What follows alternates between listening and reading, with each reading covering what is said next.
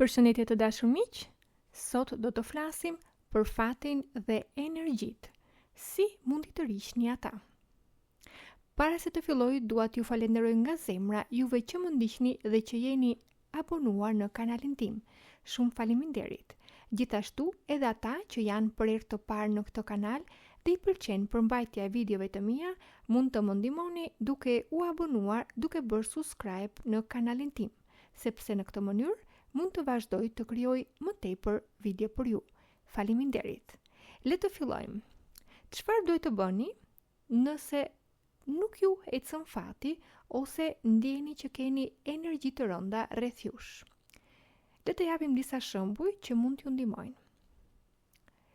Nëse dhoma juaj e gjumit është e dendur ose e ngarkuar me energji të këqija, merrni një kuarc të bardhë ose amatist, janë disa gura, dhe vendoseni pranë shtratit tuaj. Ato do të tërheqin të gjithë energjitë e këqija të dhomës suaj. Nëse ju prishen objekte rastësisht në shtëpi, merrni pak rigon dhe digjeni, shpërndajeni tymin në të gjithë shtëpinë. Kjo do të bëjë që të gjithë energjitë e këqija të largohen nga ambienti juaj. Nëse zgjoheni disa herë gjatë natës dhe pas një arsye, vendosni një gotë ujë dhe kripdeti pranë shtratit tuaj dhe hidheni atë në mëngjes. Nëse shikoni shumë ëndra të këqija, vendosni një thelb urdhër në jastik dhe në ditën tjetër hidheni. Nëse jeni shumë të përgjumur edhe pas gjumit, bëni një banjë me erë karafili. Kjo do t'ju ndihmojë të heqi zilit e njerëzve. Pamja juaj mund të zbuloj shumë për veten tuaj dhe energjinë shpirtërore dhe misionin tuaj në këtë botë. Nëse dukeni më i ri se sa jeni, energjia juaj është e lidhur me përqindjen e aftësisë për të zhvilluar cilësi pozitive shpirtërore. Nëse dukeni më i vjetër se mosha juaj, kjo mund të jetë e lidhur me një dhuratë të fuqishme, dhuratën e shërimit.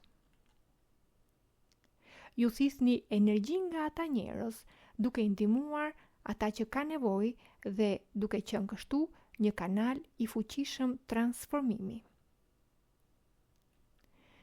Ka disa gjëra që nuk duhet të bëni gjatë natës, sipas anës shpirtërore. Fjetja me këmbë dhe duar jashtë shtratit. Nuk është mirë, shpirtrat ju thithin energjinë. Përgjigjja ndaj zhurmave të çuditshme. Mos u përgjigjni, sepse mund të shfaqet ndonjë subjekt. Folja me veten tërheq subjekte të padëshiruara. Lënia e dollapit hapur bën që shpirtrat të fshihen brenda tij. Shikimi i gjatë në një pasqyrë mund të hapi një portal shpirtëror.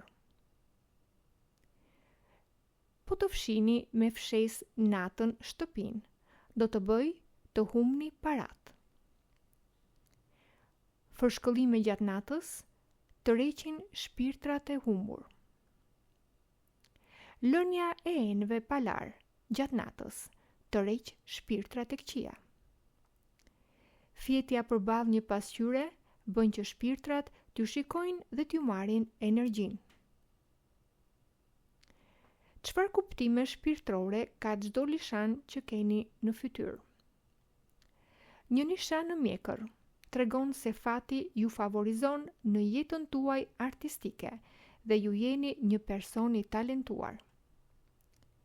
Një nishan në hund tregon që fati në marrëdhëniet e dashurisë do të jetë i madh, gjithashtu do të thotë sukses dhe kurrë nuk do të mbeteni pa para.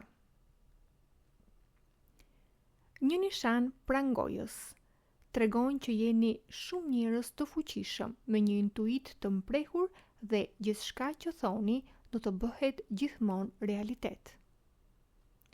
Një nishan në qafë. Njerëzit janë të destinuar për suksese dhe famë, kur mos ndërhyni në fatin e tyre, sepse do të gaboni. Një nishan pranë syrit në botën shpirtërore është një shenjë e mprekëtësisë. Këta persona nuk mund t'i gënjesh sepse ata i shohin të gjitha. Një nishan në ballë nënkupton kapacitet të madh mendor dhe do të fitoni famë, prosperitet. Ata persona kanë syrin e tretë të hapur. Një nishan në qafë, këta njerëz zakonisht kanë një jetë financiare të begatë dhe kanë durat komunikimin. A e dini, çdo të thotë se njerëzit që tërheqin kafshët dhe fëmijët. Kjo ndodh sepse ata rrezatojnë një energji të fuqishme, drite që është e dukshme për ato, pra për njerëzit, për fëmijët dhe për kafshët. Dhe kjo i bën ato unik dhe medium shërues. Diçka tjetër shumë e rëndësishme janë dhe bimët.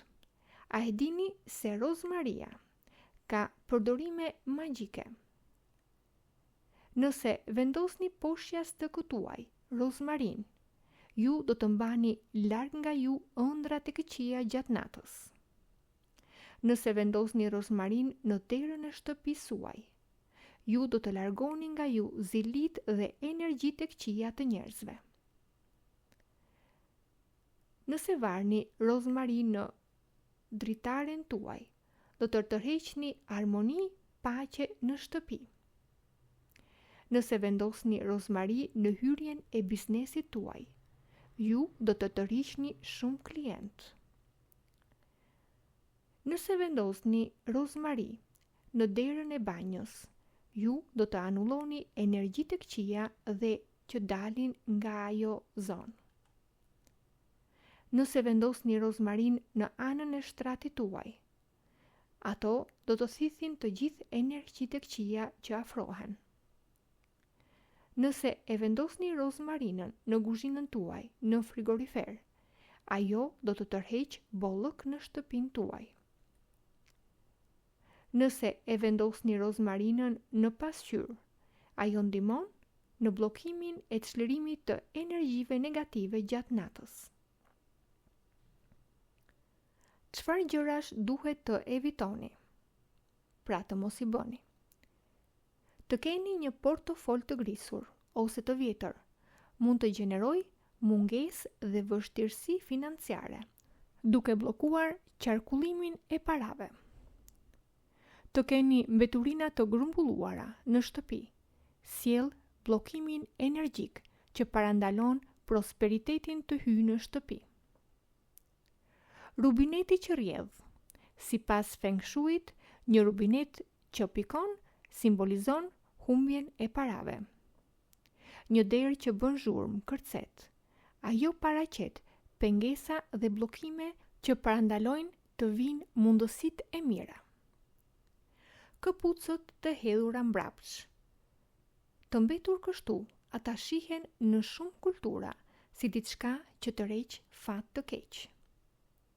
Bimët e zbehura ose të thata, të prishura, simbolizojnë stankim, bllokim dhe mund të tërheqin energjitë e mungesës. Ora e ndaluar që nuk punon përfaqëson mungesën e progresit në kohë, çfarë do të thotë bllokim ekonomik. Një shtrat i çrregullt paraqet çorganizim që pengon rrjedhjen e prosperitetit në shtëpi.